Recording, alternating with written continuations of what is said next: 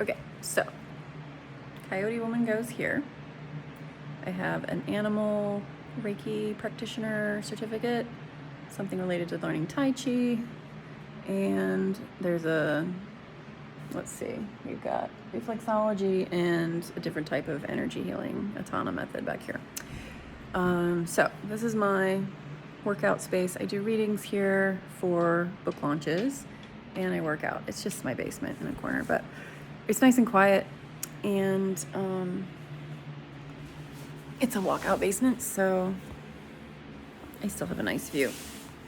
So I'm excited to share that the reason I'm moving all of these around is I finally brought it together, tying up loose ends on all of the different healing modalities I've studied, but not becoming a healer. I knew I wanted to be a writer, just didn't seem practical. So I did like wellness journalism for a while and loved it. It just kind of didn't go anywhere because I kept getting sick or running out of energy. Could only do so much. And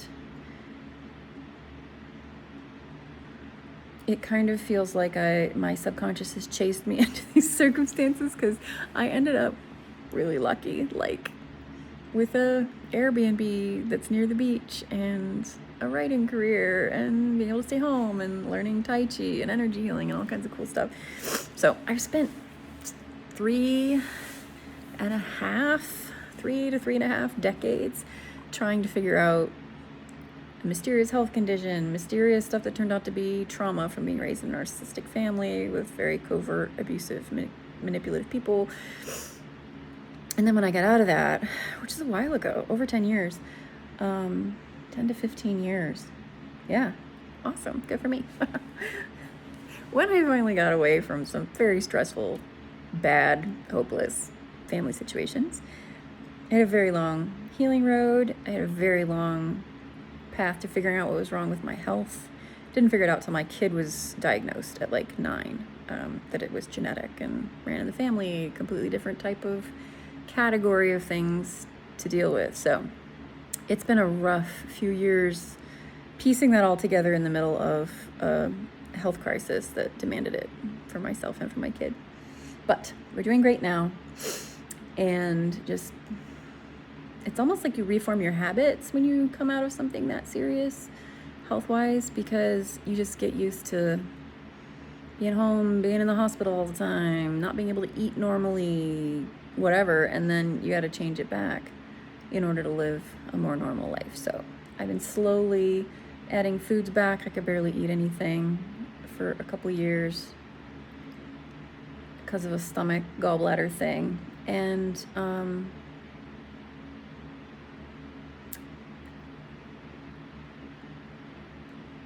recently I took out all the old healing certificates that I have from when I was trying to be more practical and at least become a therapist or something that would have like a respected and known job title associated with it so I could turn it into a career. But I ended up going the very impractical route of being a writer anyway, and ended up with the beach house I always wanted, and ended up with, I was near the beach, and ended up with basically a perfect life. I just need to get healthy and stay healthy so I can enjoy it. So I'm going to basically transmute all of these, like meditation and Tai Chi and Reiki and reflexology and energy healing, and upstairs there's shamanic life coaching and meditation coaching certificates and more Reiki. I'm actually a master in Usui Reiki Ryoho, which is the traditional line, and an animal practitioner, Reiki practitioner in that line of Reiki, as well as a Karuna Ki Reiki master and a Kundalini Reiki master. So that just means that my energy is coded in a way that I can transmit healing energy to people, to animals, to spaces, and be a clear channel for it. So I'm going to be using a lot of the healing tools and wellness tools that I discovered along the way to focus on boosting creativity and intuition and staying in balance and staying in alignment with, being present with myself and my environment. That'll actually work now that my environment is safe and healthy. Involved a lot of like allergy testing, like crazy stuff, because there was a lot going on. And I eventually had to just stay home to be in control of my own environment, because there was like stuff that's nobody's fault, like pollen and wildfire smoke, stuff like that, making it worse. So I've done this huge life revamp, even though I didn't move. Everything is different about how I run my schedule.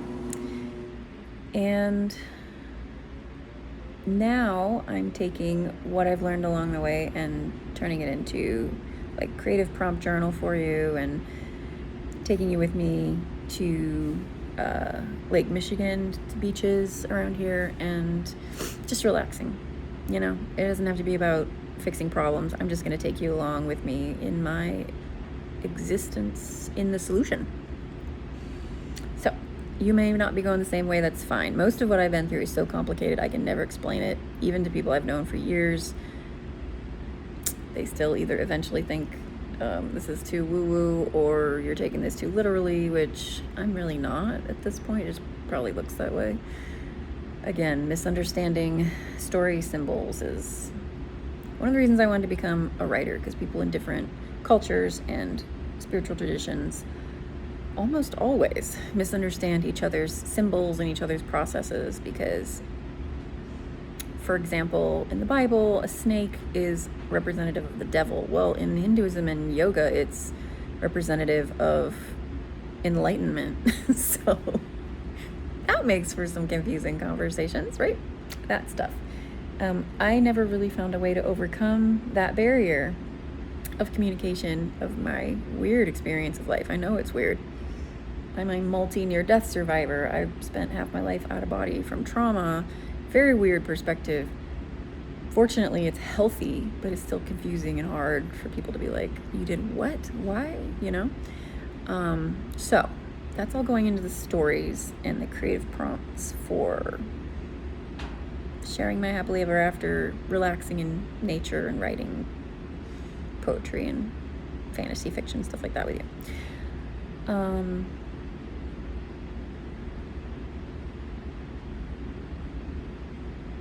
Yeah, and I mentioned, I don't know if I've posted this yet, but I mentioned in a recent video that I wanted to kind of take the last step, pulling this brand together by putting more fun and humor into the brand, because my life has been so serious.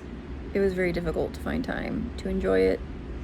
So the last couple years, my husband and I really hit our limit with how stressful it was with me and the kid being sick, and I finally started pulling out of it. She finally started pulling out of the flare, so that helped. But now we've made a real conscious effort to use more humor in our parenting and in our lives. I'm sure we're not perfect parents by any means, but we were such courageous parents, I guess you could call it, for lack of a better description. So proactive in like making sure the kid was okay and getting answers, and just enough is enough. We got to figure this out now, because I've been sick on and off for years with no answers, and I didn't want that for her.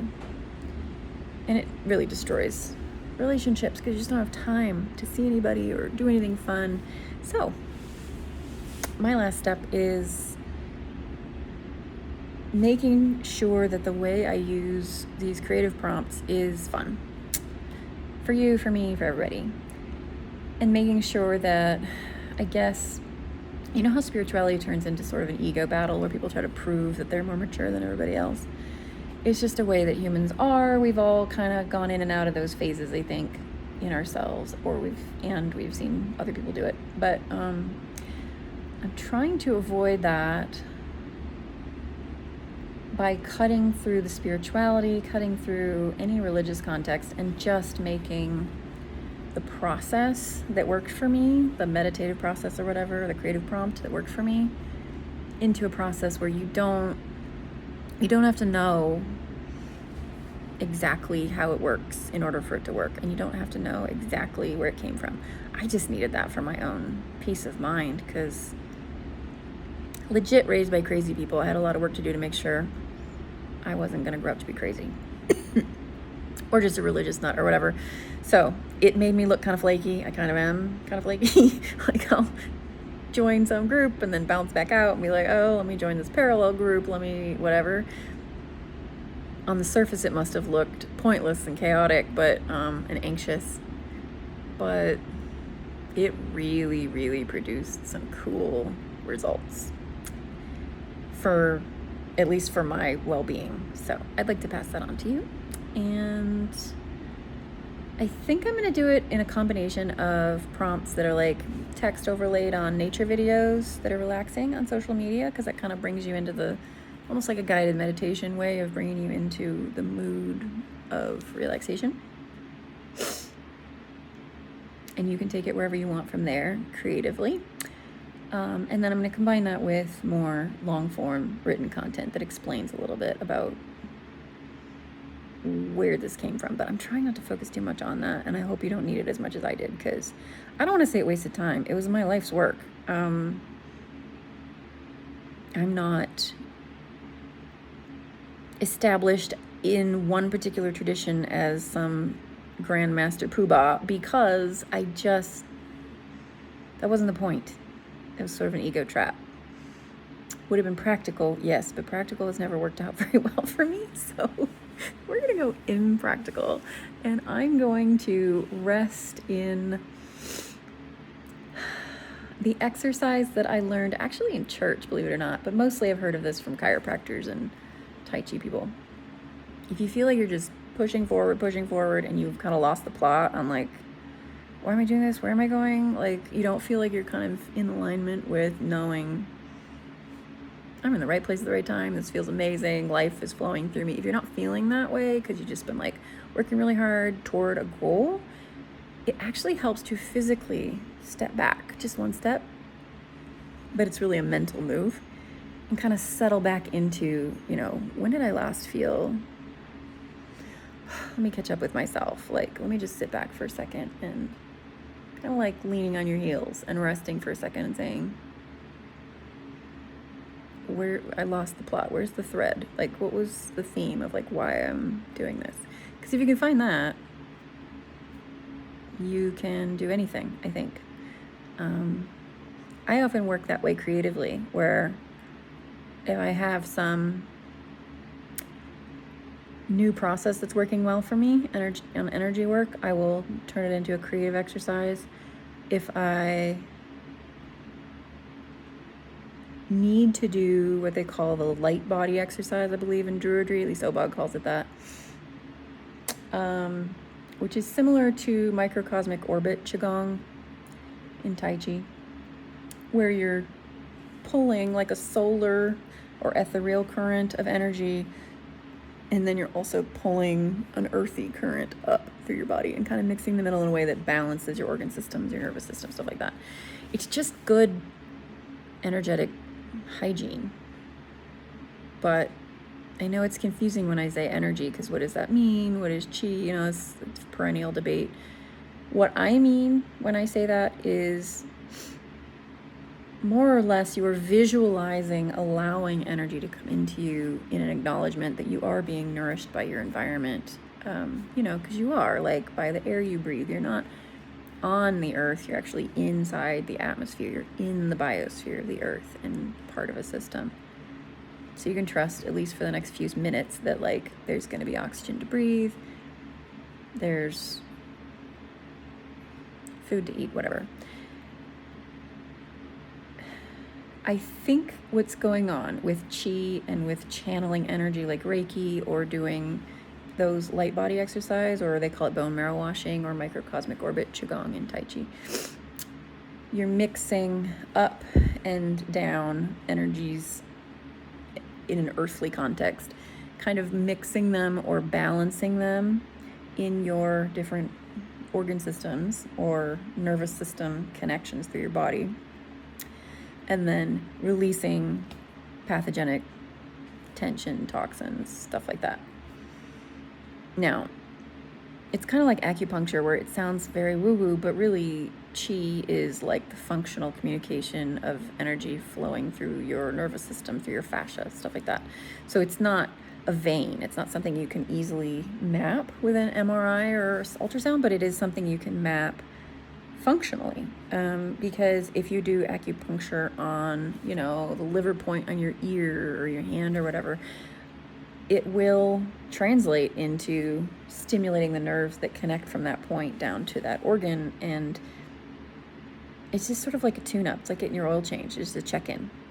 So it's not going to cure cancer overnight, but it's a good complement to any health maintenance routine. So anyway, absolutely loving the fact that Druidry teaches that type of energy balancing technique sooner than Tai Chi. They both have reasons for doing it the way they do it. No disrespect. I'm not questioning it, the method. It's just, from my circumstances, it's really healthy, I think, to be told it's not self-indulgent to spend that much time on balancing your energy. You kind of have to if you have really sensitive physiology and you're pulling out of a health problem. So I need to find the balance point.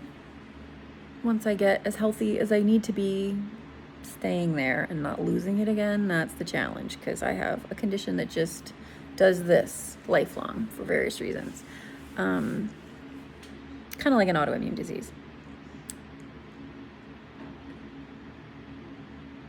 But it's good to be told that, like, this is maintenance work. This is healthy.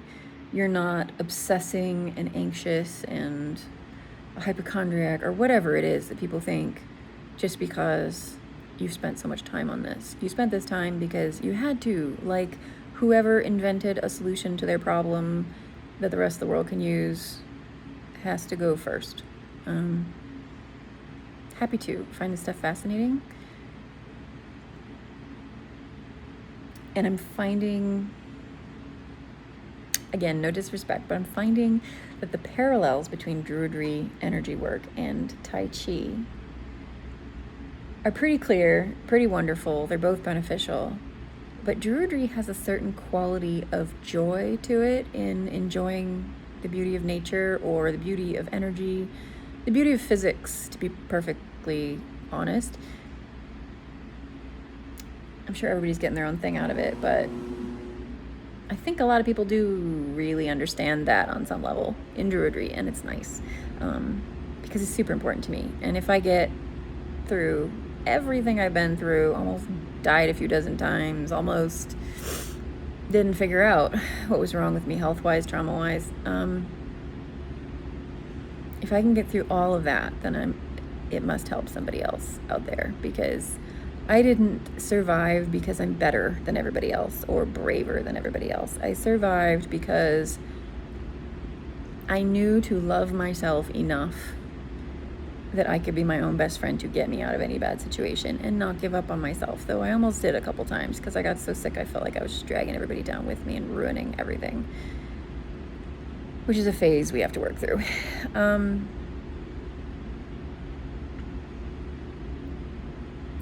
Yeah, these tools saved my life. They saved my quality of life. They enriched my experience of what it means to be alive. So I'm going to share them with you, but I'm not getting into religious debates. I don't really have the time or the energy or the brand focus for discussing all the traditions that these came from, but I will reference them for you so you can track it down and decide if it's legitimate on your own, because I think that's important. So I will tell you, this came from such and such. This is why it's important, or this is why I think it's helpful. This is how it works.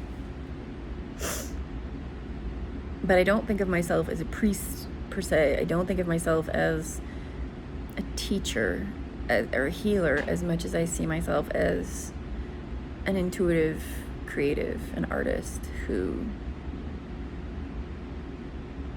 can grow flowers out of the worst compost imaginable. So